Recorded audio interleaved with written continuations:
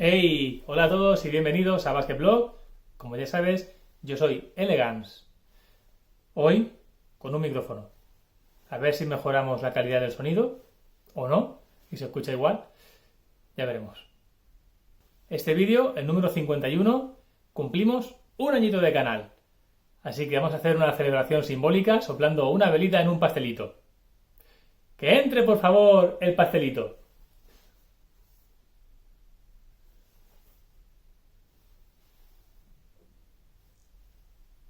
A ver que no se caiga.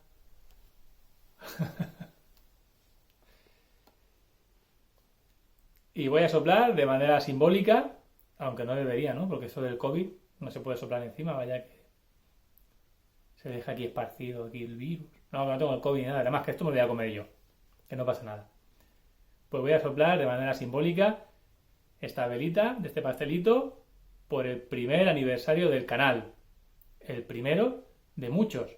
Pues espero y deseo que sean muchos más, prósperos, que aumentemos los suscriptores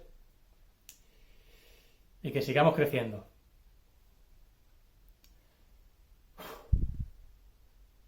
Esto también es gracias a vosotros. Un poquito de este pastelito os corresponde. ¡Hala! Ya podéis venir a por él. El vídeo de hoy, aparte de ser especial porque es el vídeo que conmemora nuestro primer aniversario, también lo es porque tenía ganas de hacer este jugador. Te he hablado de él en otras ocasiones, pero nunca me he centrado en su biografía, concretamente en él, evidentemente. Es uno de los jugadores más grandes de todos los tiempos, un jugador que ha tenido reconocimientos, récords, anillos y sobre el que se han escrito un sinfín de noticias y de curiosidades. Un jugador que vivió el racismo en primera persona en una de las épocas más complicadas en los Estados Unidos, la década de los 50, la década de los 60. Un jugador que nunca agachó la frente ante las adversidades, ante las injusticias y siempre las enfrentó. Tenía ganas de hacer este vídeo, pues también es uno de los jugadores a los que he tenido más cariño y al que le doy mayor reconocimiento. Y ahora verás el porqué. Hoy te voy a hablar de Bill Russell, el Señor de los Anillos. Y tener en cuenta que este jugador nació en uno de los estados más segregacionistas de toda Norteamérica. Si habéis visto la película Arde, Mississippi, por ejemplo, lo entenderéis. Pero antes de empezar, recuerda, suscríbete al canal, activa la campanita, dale al like, comenta y comparte. Y como ya viene siendo habitual desde hace un añito, dicho esto, ¡empezamos! Pues eso, empezamos el 8 de enero de 2022 y este vídeo sale a la luz el 7 de enero de 2023. Casi un añito justo. Pues empezamos en el número 156. Empezamos y acabamos, porque este vídeo recuerda que es individual. Solo hablaremos de Bill Russell, el Señor de los Anillos. Russell jugó desde 1956 hasta 1969. Un total de 963 partidos, en los que anotó 14.522 puntos. William Felton Russell, Bill Russell, nacido en Monroe, Luisiana, en 1934. Luisiana en aquella época, temas raciales, tema segregación, imagínatelo. Y antes te he dicho, por ejemplo, Arde, Mississippi, pero hay una película un poco más actual que también te habla de ello. The Green Book. Échale un ojito. Russell medía 2,8 metros y jugaba en la posición de pívot. Y fue el referente de los Boston Celtics que ganaron 11 anillos en 13 temporadas. 8 de ellos de manera consecutiva. Los temidos verdes o temibles verdes. Cuántos grandes equipos y cuántos grandes jugadores padecieron a estos, Madre mía. Fue nombrado 5 veces como MVP de la temporada y 4 veces obtuvo el título de mayor reboteador, aunque, misteriosamente, solo fue incluido 3 veces en el quinteto ideal de la liga. Su familia sufrió en varias ocasiones y en su propia piel el problema racial en los Estados Unidos. Tanto su padre como su madre fueron víctimas del comportamiento de una sociedad racista en Monroe, en Luisiana, donde nació. Debido a eso, la familia decidió mudarse a Oakland, California, la bahía de Oakland, donde juegan los Golden State Warriors. Su madre murió joven, a los 33 años, así que Russell fue criado por su padre. Y recuerda que muchos de los jugadores que te he contado tuvieron problemas sobre todo con el padre, pues en este caso, Bill Russell, todo lo contrario. Según sus propias palabras, a su padre lo tenía como a un ídolo. Llegó a decir: nunca en mi vida sentí vergüenza por mi padre. Intenté recoger el máximo de su filosofía y añadir mi personalidad, aunque nunca llegué a su nivel. Antes de llegar a la NBA y a la universidad, fue al instituto, a la High School de McClymont, y allí ganó 3 campeonatos estatales. Su época en la universidad la pasó en la Universidad de San Francisco, con los Dons. Esta universidad fue la única que le ofreció una beca para poder ir a estudiar allí. Y allí coincidió con otros jugadores afroamericanos como Casey Jones y Hal Perry, y fue objeto de muchos incidentes e insultos racistas junto con sus compañeros, tanto dentro de la universidad como fuera de ella, a los lugares donde iban a jugar. Uno de los incidentes más sonados fue el que sufrió en Oklahoma City, donde los hoteles se negaron a acogerles a él y a sus compañeros afroamericanos. Así que todo el equipo, en muestra de solidaridad con estos jugadores, decidieron ir a acampar a una residencia universitaria que estaba cerrada. Años más tarde, Russell explicaba que ante esos abusos él nunca se permitió ser una víctima. En su época en la Universidad de San Francisco con los Dons, ganó 2 títulos de la NCAA, en 1955 y en 1956, y consiguió una racha de 55 victorias consecutivas. Siempre fue reconocido como un grandísimo defensor, y en uno de los partidos consiguió colocar 13 tapones. De hecho, el entrenador John Wooden, de UCLA, Universidad California Los Ángeles, del que te he hablado en este canal en varias ocasiones, llegó a decir de Russell que era el mejor defensor que había visto jamás. La carrera universitaria de Bill Russell se prolongó durante 79 partidos, en los que promedió 20,7 puntos y 20,3 rebotes. Era tan dominante y tan determinante que la liga se vio obligada a cambiar varias reglas. 2 de ellas, las más reconocidas, son la de ensanchar la línea de tiros libres, haciendo que los pivots jugasen más lejos del aro, y la de convertir en ilegal el tapón cuando la pelota ya estaba en descenso, es decir, en trayectoria descendente hacia la canasta. Solo se puede taponar, lo que ahora conocemos como el tapón, cuando la pelota está subiendo o cuando está en el punto más alto de su trayectoria. Una vez que empieza el descenso, si tocas es tapón ilegal y cuenta como canasta. Árbitros, recordadlo, ¿eh? Además de en baloncesto, Russell también representó a la universidad en 400 metros lisos y en salto de altura, siendo elegido por la revista Track and Field News como el mejor 7º saltador del mundo. De hecho, en uno de sus saltos consiguió alcanzar los 2,6 metros de altura, solo 6 centímetros menos que lo que consiguió el campeón olímpico de aquel año.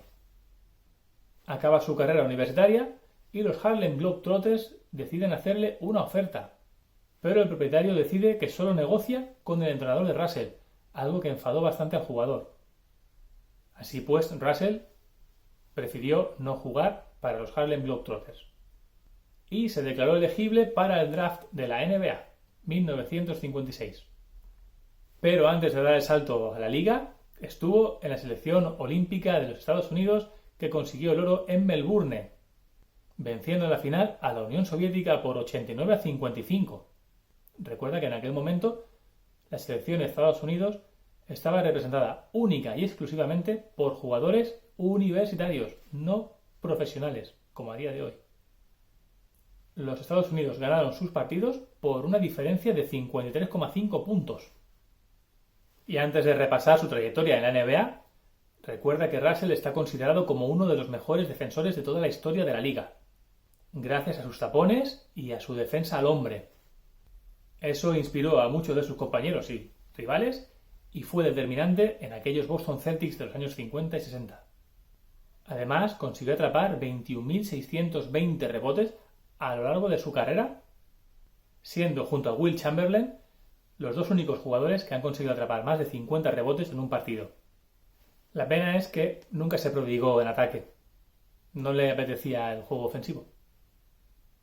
Y por ello, solo superó la barrera de los 20 puntos por partido en 2 temporadas. No hace falta que se esforzase, ya estaban los demás para meter puntos, ¿no? En 2 temporadas no, en 2 playoffs. Ay, madre mía.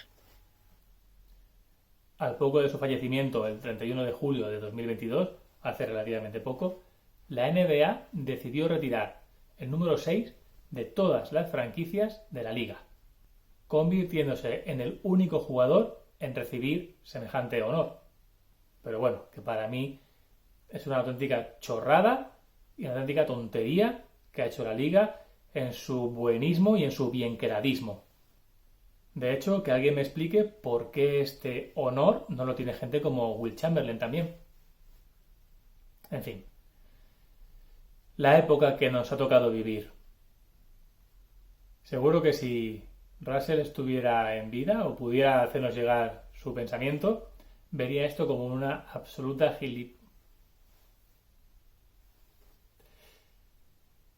Pues sí, seguro que sí. A él no le gustaban ese tipo de tonterías. Venga, pues vamos a por información. A por sus años en la NBA.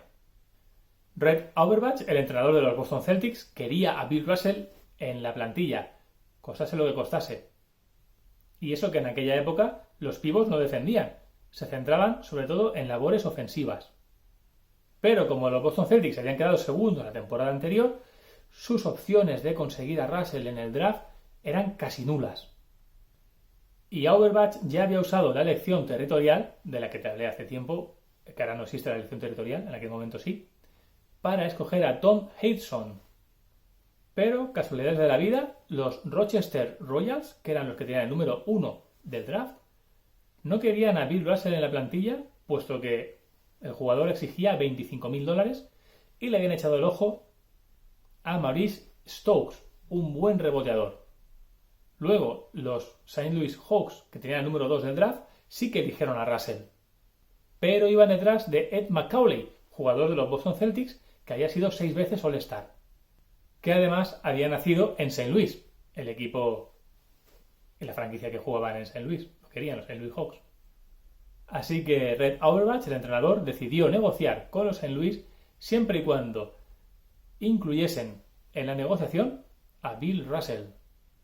Así pues, al final los St. Louis Hawks recibieron a Ed Macauley y a Cliff Hagan de los Boston Celtics y mandaron a Bill Russell al equipo de Massachusetts. ¿Cómo hubiera cambiado la historia, si hubiera ido Bill Russell a St. Louis? Yo no digo que Boston se hubiera quedado con una mala plantilla, con Ed Macauley y con Cliff Hagan. Hubieran sido brutales los Boston Celtics, Pero ¿tú te imaginas St. Louis si hubieran coincidido Russell y Bob Pettit? No me lo quiero ni imaginar. En fin, que a lo mejor no hubieran coincidido, hubiera habido algún traspaso, algún cambio, pero hubiera cambiado totalmente la historia de la NBA. Seguro. Bueno, pues además, en ese mismo draft, Boston Celtics hace con los servicios de Casey Jones. Es decir, que esa misma noche, en la noche del draft, se hicieron con los servicios de 3 jugadores que serían futuros Hall of Fame: Russell, Jones y Heinsohn. Este hecho está considerado como uno de los intercambios más importantes que ha habido en la historia de la NBA. En su año de rookie, Bill Russell promedia casi 15 puntos y casi 20 rebotes por partido, siendo el máximo reboteador de la liga, 14,7 y 19,6. En aquella temporada en los Celtics coincidieron Bill Russell, Casey Jones, Tom Heinsohn, Jim Loscutoff, Bill Sherman, Bob Cousy y Frank Ramsey. Casey Jones no jugó hasta 1958 debido a que estaba haciendo el servicio militar. Ese año el equipo consigue un balance de 44-28, se meten en playoff y en primera ronda eliminan a los Syracuse Nationals, los Nats, de Dolph Schayes, jugador del que ya te he hablado. Y en las finales se enfrentan a los St. Louis Hawks, casualidades de la vida, de Bob Pettit y de Ed Macauley, ex Boston Celtics. Imagina cómo fueron aquellas finales que se llegó al séptimo partido y se ganó en la prórroga 125-123 y fue el primer anillo para los Boston Celtics. La siguiente temporada, la 1957-1958, los números de Russell mejoraron y se fue hasta los 16,6 puntos y 22,7 rebotes. Y ese año se llevó el MVP de la temporada, pero no lo incluyeron en el quinteto ideal, algo que pasaría a lo largo de su carrera. La NBA dijo que había otros pivots que eran más versátiles que Bill Russell, pero que ninguno significaba tanto para la plantilla como lo significaba él. En fin. Por cierto, yo creo que por números y por lo que significaba este jugador, igual tendría que estar en el quinteto ideal de la historia de la NBA. Que seguramente así a bote pronto, para mí, podría ser Magic Johnson, Michael Jordan, LeBron James, Bill Russell y Will Chamberlain. Ya sé que aquí habrá muchos que difieran de mí, pondrían a Kobe Bryant, pondrían a lo mejor a Kareem Abdul-Jabbar. En fin, yo creo que este sería como el más sensato. Y eso que de 4 normalmente la gente pone a Tim Duncan, que es el jugador que más me gusta a mí. Pero bueno, no sé. Tim Duncan, Bill Russell, va. Venga, 50-50. Media parte cada uno. Este año los Celtics llegan a playoff como el equipo con mejor balance de victorias y derrotas de la liga y se vuelven a encontrar en las finales a los St. Louis Hawks, pero en el tercer partido Bill Russell se lesiona y el título va a la franquicia de St. Louis, siendo este el primero de su historia. Los St. Louis vencieron por 4-2. La temporada 1958-1959 los números de Russell mejoraron un poquito y se fue a los 16,7 puntos y 23 rebotes por partido. Este fue el primer año de los 7 consecutivos que consiguió atrapar más de 23 rebotes por partido. Impresionante. Nuevamente, los Boston Celtics se hicieron con el mejor récord, 52-30, y volvieron a clasificarse para los playoffs. Esta vez se encontraron en las finales con los Minneapolis Lakers, a los que barrieron por un contundente 4-0. Ya tenemos a dos de las víctimas de los Boston, Minneapolis y St. Louis, aunque bueno, también podríamos incluir a los Syracuse Nationals. La temporada 59-60 llega a la liga Will Chamberlain, jugador del que también hizo un vídeo especial, individual, y del que te he hablado en numerosas ocasiones. La rivalidad entre Russell y Will Chamberlain se convirtió, y es a día de hoy, una de las más reconocidas en la historia de la liga, una de las más importantes. Aquella temporada los Celtics lograron 59 victorias, con una racha de 17 partidos ganados consecutivamente. Y se encontraron en las finales de conferencia a los Philadelphia Warriors de Will Chamberlain, que le ganó en el terreno individual a Bill Russell, pero que no pudieron pasar por encima de los de Massachusetts y se quedaron a las puertas de las finales. De hecho, la serie estuvo muy apretada, muy disputada. Se solventó con un 4-2 a favor de Boston Celtics. Así que nuevamente llegan a las finales de la NBA y de nuevo se encuentran a los St. Louis Hawks enfrente. Esta vez la victoria fue para los Boston Celtics. Este fue el tercer anillo para la franquicia. En el segundo partido de la serie, Russell atrapó 40 rebotes. Y en el séptimo partido, y decisivo, el último, sumó 22 puntos y 35 rebotes. La temporada siguiente, la 1960-1961, Russell volvió a mejorar sus números. 16,9 puntos y 23,9 rebotes. Es increíble.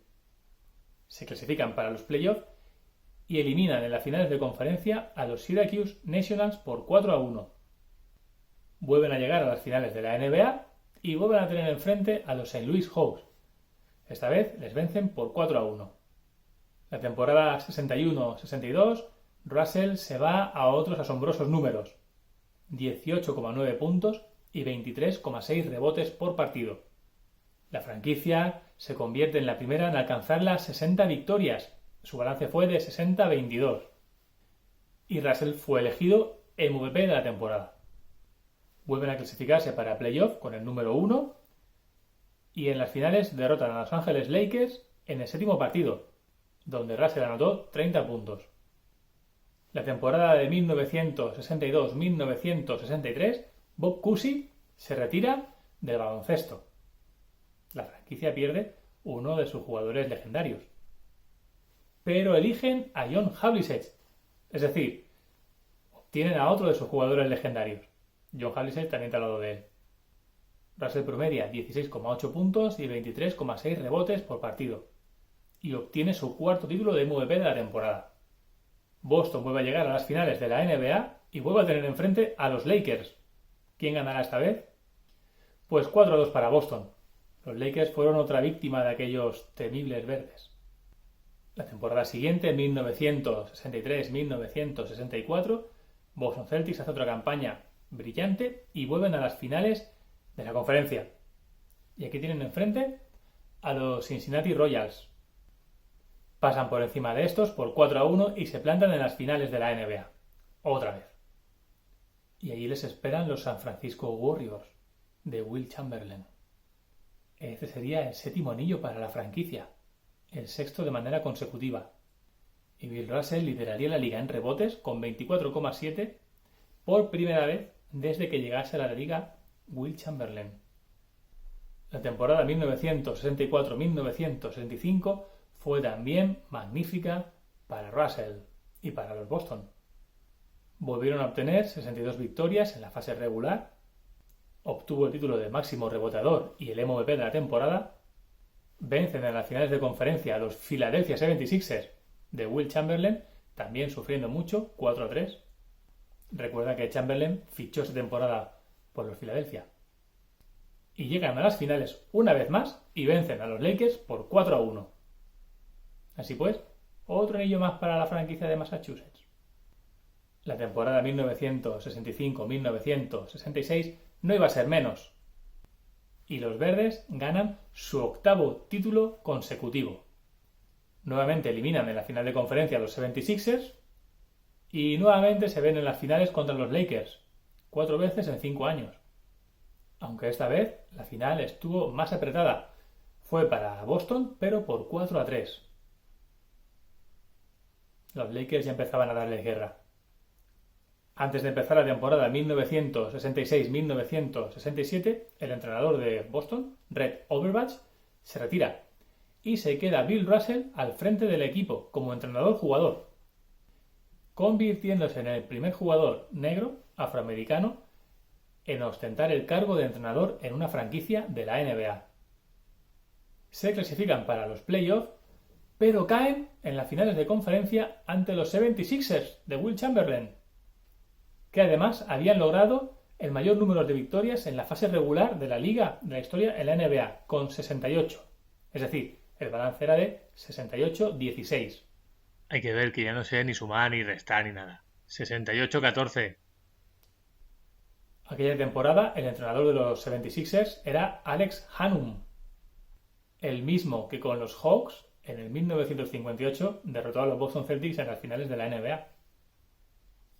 La temporada 1967-1968, la penúltima como profesional de Bill Russell, sus números ya empezaron a bajar, pero aún eran buenos. 12,5 puntos y 18,6 rebotes por partido. Se clasifican para los playoffs y parecía que Philadelphia 76ers los iba a apartar de las finales. Iban ganando la serie por 3-1. Pero los Boston lograron remontar y vencieron 4-3. Así que los Boston se plantan en las finales de la NBA y nuevamente tienen enfrente a los Lakers de Jerry West. Vence Boston por 4-2 y Russell obtiene su 10º título en 12 años. Jerry West, jugador del que ya te he hablado, base de los Lakers, perdía por 5ª vez unas finales ante los Boston Celtics. Recuerda que Jerry West fue votado MVP de unas finales perteneciendo al equipo perdedor. ¿Lo recordabas? Es el único que lo ha conseguido. El logo de la NBA, Jerry West. Y llegamos a la última temporada de Russell en Boston, 1968-1969. Sus números fueron de casi 10 puntos y más de 19 rebotes por partido.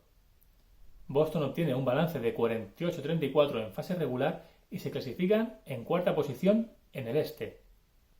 Y con todo en contra, consiguen pasar las series y se plantan en las finales ante Los Ángeles Lakers. Unos Lakers que tenían en su plantilla a Jerry West, a Elgin Baylor y a Will Chamberlain.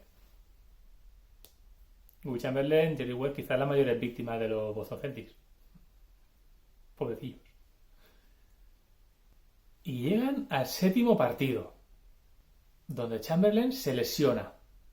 Y cuando quedan 5 minutos, pide a su entrenador volver a la pista, porque ya estaba recuperado.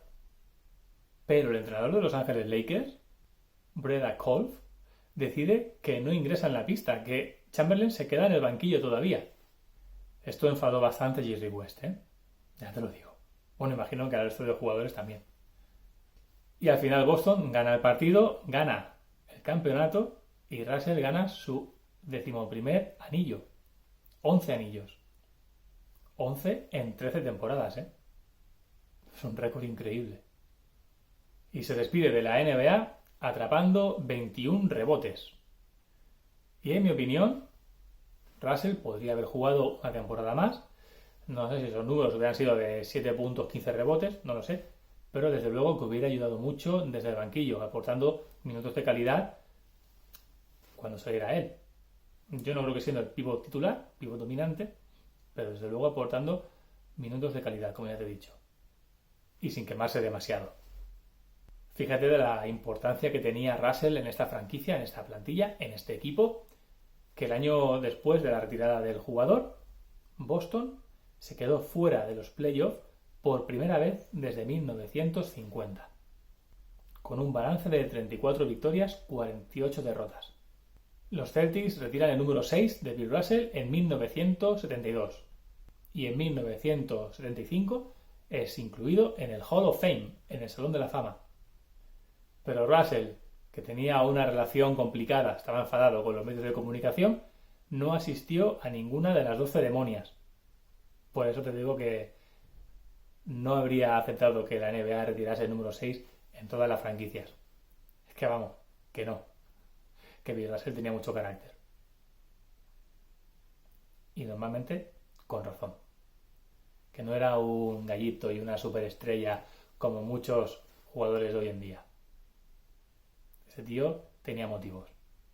Su etapa como entrenador no fue muy exitosa, así que no me voy a extender en explicártela. Nos quedamos con Bill Russell como jugador y que así perdure en nuestro recuerdo. Aunque te digo que llevó a los Seattle Supersonics por primera vez en su historia a unos playoffs, aunque el título luego lo ganaría Lenny Wilkens, y jugando de una forma parecida a la que jugaba Bill Russell, y que con la franquicia de los Kings tuvo unos balances negativos de 17-41 mientras los entrenó él. Russell también estuvo como comentarista, también escribió varios libros y fue el conciliador entre Kobe Bryant y Shaquille O'Neal en 2006. Y debido a una enfermedad, falleció rodeado por su familia el 31 de julio de 2022. Falleció de forma natural, sin sufrimiento. Así pues, nos dejó el grandísimo Bill Russell. Imagino que si están en algún sitio, allá donde estén, estarán echándose sus pachangas ahí con el amigo Will, reviviendo su rivalidad. Habría que verlos por un agujerito, a Russell y a Chamberlain. Y a los demás que también están por ahí, ¿no? Kobe Bryant. En fin. Como dice el lechero, cuando acabemos nuestra partida, lo veremos todo eso, ¿eh? Podemos estar allí disfrutándolos. Pues nada, si están en algún lugar, los disfrutaremos. Y hasta aquí el vídeo de hoy, el partido de hoy. Espero que te haya gustado mucho y que hayas entendido por qué a Bill Russell se merecía un vídeo en exclusiva. Por mi parte, me ha encantado poder hacer este vídeo, tenía ganas, pero había que mantener el orden, el ranking, y Bill Russell tenía que esperar. Lo siento por él, pero tenía que esperar. Si hubiera sido el ranking de los máximos rebotadores de todos los tiempos, seguro, vamos, él hubiera estado, creo que es el segundo, ¿no? El segundo de toda la historia, después de Will Chamberlain. No hubiera tenido que esperar tanto. Pues me voy a despedir de vosotros, recordándoos, como siempre, que activéis la campanita, que le des al like, que os suscribáis, que compartáis y que comentéis el vídeo. Yo soy Elegance, la cara visible del canal, pero aquí hay más gente que me ayuda a llevar esto adelante. Os doy las gracias por seguir a nuestro lado, por estar ahí, por ver el vídeo hasta el final y os emplazo para el siguiente partido, para el siguiente vídeo. Así pues te recuerdo, entrena duro, sé intenso, pero sobre todo limpio y elegante. Nos vemos la semana que viene. ¡Ah! Y feliz año. Espero que el 2023 sea un buen año para todos nosotros. Bueno, para algunos no, que no se lo merecen. No seas malo, Elegance, no seas malo. Venga, que me despido, va. ¡Hasta la vista!